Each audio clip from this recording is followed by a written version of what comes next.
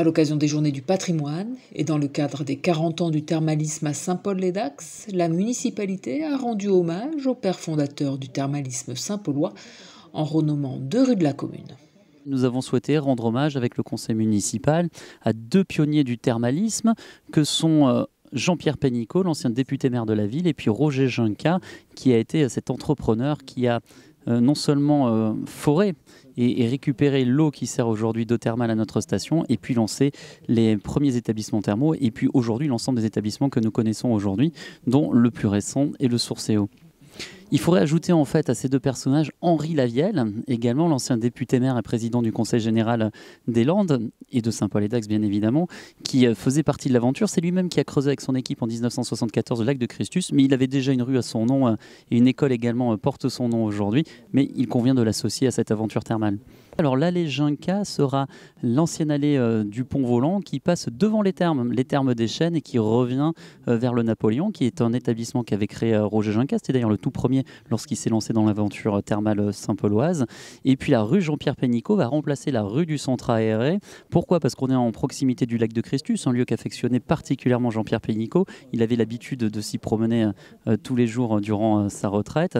Et puis une rue qu'il a contribué à façonner avec l'établissement thermal de Sourcéau qui avait remplacé l'ancien centre aéré.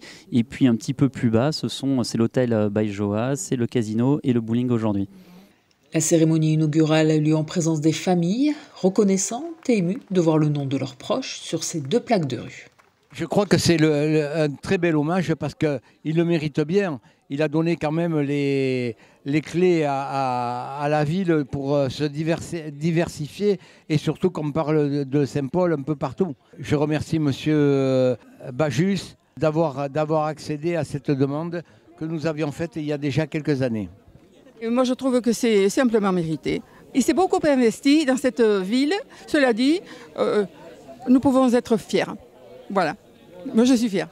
Une émotion toute particulière puisque même si nous, en tant que fils de Jean-Pierre Pénicaud, on a évidemment eu une éducation un peu particulière puisqu'il n'était pas souvent là, mais par son action, il nous a beaucoup montré.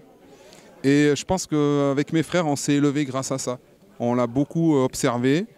Et je pense que notre éducation, elle tient aussi de cette observation et de la leçon de courage qu'il nous a donnée. Voilà. Donc merci à lui et merci aussi au service de la municipalité qui ont permis cet hommage. Jean-Pierre Pénicaud et Roger Junca ont marqué l'histoire de Saint-Paul-les-Dax, qui sans eux ne serait pas la ville thermale qu'elle est aujourd'hui.